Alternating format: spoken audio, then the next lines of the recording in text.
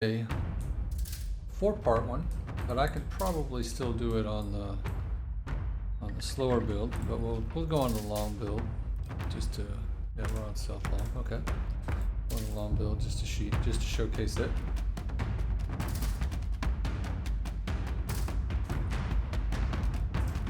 So here we go. I'll go ahead and go invisible. Hit this first tower. Again, like I said, I'll use either jump or roll. Oops. The next one. And then roll the next one. From here, just get myself in a position where I can take everything out. They're already shooting at me. And they're all dead. So you can see it's very effective build. Very quick. No issues there. No problems. Alright, hope everybody had a happy Halloween. We're going to jump right into a little discussion about Sharon.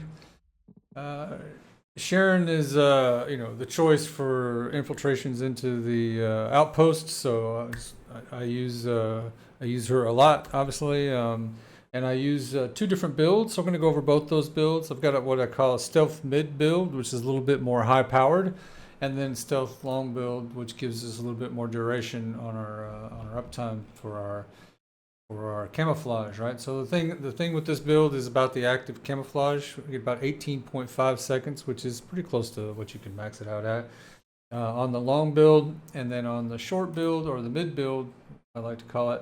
The mid build is about 16.6 seconds. So 16.6 seconds is enough to do most of the smaller, 3 tower, if you will, outposts. But when you have 4 or when they're spread out quite a bit, then I need to use that stealth long build. So we'll go over both these builds real quickly. Both of them are taking advantage of Void Domination. Void Domination is the targeting sword flash. Basically, it's like the Blade Barrage from Destiny 2, if you will. Essentially, she targets every enemy in sight and then launches that barrage. With the mid build, it pretty much kills everything that it hits. It may not always kill the boss, but then, as I'll explain later, normally her armor set will trigger, and you'll get electrocution there. You'll get like these bolts of lightning that come down and finish the boss off. If not, you just finish him off with a weapon. Now, obviously, this doesn't work when you have a boss that has multiple phases, so that's a different animal altogether. But this build's really great if you don't have that situation and you're solo. Even you can pretty much take care of business by yourself. It does have enough survivability as well. We're focusing on getting into her crit, so we want crit hit rate at about 90, at that 95% range, pretty close to it. So that's max anyway. So kind of maxed out there, and then critical hit damage around the same value, because we do need to spec into other things like survivability at this point. So we get front lines and emergency measures to give us that crit hit rate and that crit hit damage. Outstanding investment to give us skill duration, so we have a longer time in our invisible state. Battle of stamina give us a bit more HP bump, and then skill extension for that additional duration. Spear and shield for more defense and more skill power. And then focus on electric for skill cooldown and electric skill power. We could go, in more into the damage, but that cooldown is kind of nice because sometimes you will want to get that invisible back again if you haven't killed anything with it. So nimble fingers for some additional cooldown, and then multi-talented, which means anytime that we use a dimension skill, we get a faster cooldown on everything else. So you can see that her camouflage is a defensive dimension skill, so that means our cooldown is reset when we use it. So very helpful on that front. I use mid-air maneuvering. A lot of people in this build will use, or when they're working with Sharon, they'll use the one that gives you 3 shots at it. Like it's multi-maneuvering, and they'll use that to kind of move around. I usually just roll or grapple to one and then roll to the others to speed things up. On the stealth build, we're just basically speccing more into duration, so we're going with maximum duration. That gives us a little bit of reduced skill power, but we make up for that with the amount of time that we're able to stay camouflaged. So this is the idea behind it. In terms of reactors, I am using the Tingling Mixture Reactor. She's a fusion character, so electric and fusion are the damage skills. Dimension is the skill that gives you the invisibility.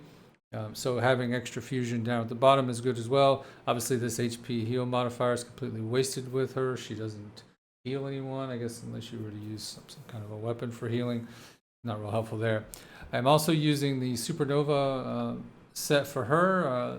It's what gives you that electrocutioner activity when you pop your fusion skill.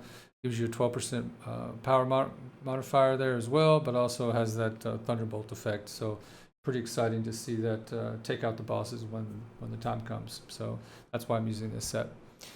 So from here, I'll jump into the gameplay and show you how we use the characters. So I'll see you on the other side of this. If you're not interested in that, don't forget to like and subscribe, and we'll see you in the next one.